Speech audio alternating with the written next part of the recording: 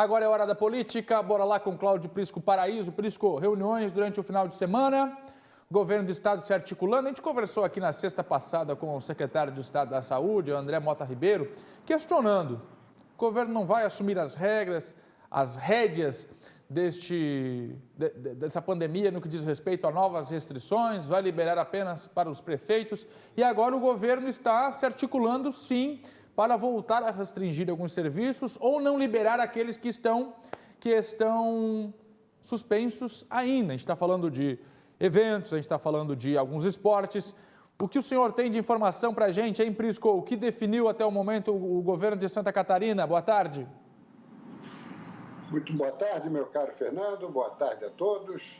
Inclusive, no contexto da Federação Catarinense de Futebol, os jogos de ontem, os jogos que seriam de vinda, já foram suspensos em função de 14 casos da Chapecoense.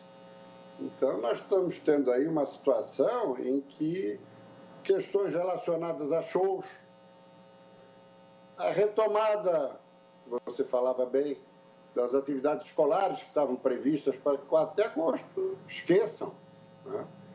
E o governo agora está se reprogramando.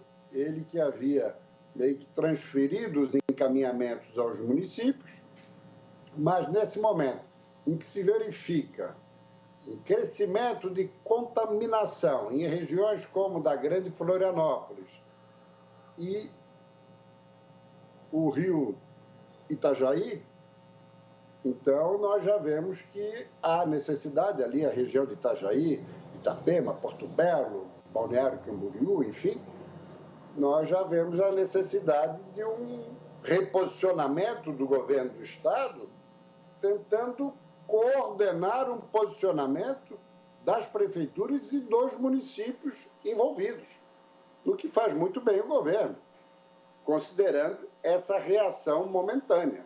Agora, as restrições, tudo tem que ser feito com muito cuidado, sempre não perdendo de vista o componente de crises que virão mais tarde, que são social e de segurança. Essas crises surgem como? Diante do agravamento da crise sanitária e, especialmente, da econômica. Quando acabar o seguro-desemprego e o auxílio emergência, que teremos mais 2 meses, segurado pelo governo federal, como é que vai ser? Então, isso tudo tem que ser balançado, isso tudo tem que ser ponderado por parte do governo. Mas, ao mesmo tempo, a fiscalização e o bom senso de todos os catarinenses é fundamental. O governo perdeu a mão, e as prefeituras também, a maior parte delas, no que diz respeito à geração de leitos para o enfrentamento do Covid-19. Perdemos aí quase 4 meses, mas vamos correr atrás do prejuízo. Inclusive, o governo do estado está procurando, nas suas unidades, que são sob a sua responsabilidade, provocar alguns leitos. Tem leitos que estão habilitados, mas não estão disponíveis porque faltam equipamentos, enfim, faltam algumas coisas para oferecer à opinião pública, no caso ao catarinense. Então, isso é fundamental que seja agilizado, já que se perdeu muito tempo, e ganhemos agora esse tempo perdido num bom entrosamento entre as prefeituras e o governo do estado. Não é hora de queda de braço nem briga política. Reafirmo aqui o que já falei há algumas semanas. O que está em foco agora não são as eleições. Não são. O que está em foco agora é a pandemia. É para isso que temos que olhar. Eleição, se tem prefeito candidato à reeleição, ou se a oposição quer desgastar o prefeito, que quer apoiar um candidato à sua própria sucessão, se ele não tem mais direito à recondução e outras coisitas mais, isso não é prioridade. Vamos ficar atentos a isso. Vamos ter um pouquinho de sensibilidade nesse momento. Não é possível ficar só preocupado com a eleição e o que a crise sanitária e econômica também poderão provocar na eleição. Que talvez lá já tenhamos também as outras 2 crises, que é a social e a de segurança. Então, vamos priorizar o que é prioridade agora. e refiro aos agentes políticos, os administradores públicos. Temos responsabilidade nessa hora. Informação que chega da Assembleia é de que praticamente temos 10% da composição do Legislativo, os deputados, com coronavírus.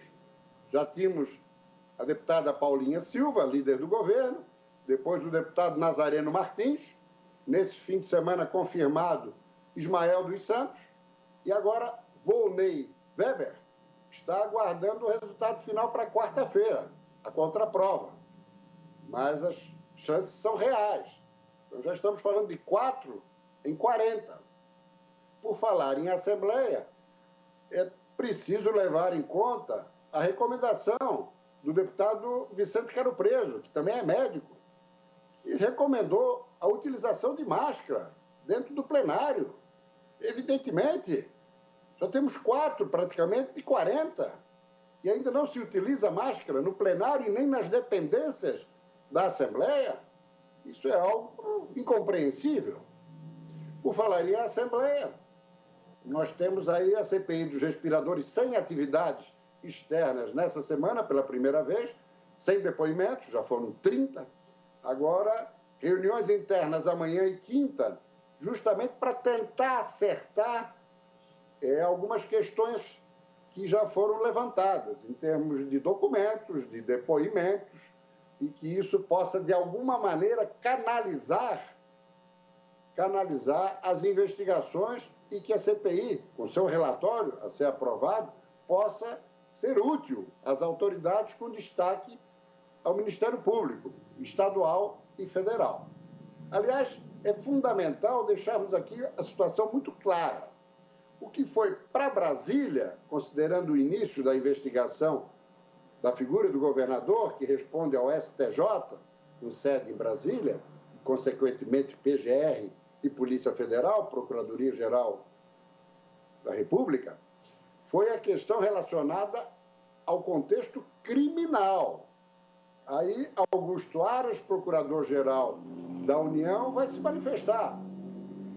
Prossegue, encaminha diligências ou simplesmente devolve por entender que não tem nada que envolva efetivamente o governador? Se tiver, continua lá e será acionada a Polícia Federal. E, no contexto judicial, STJ e PGR. Aliás, é Procuradoria-Geral da União, é isso aí. E, muito bem.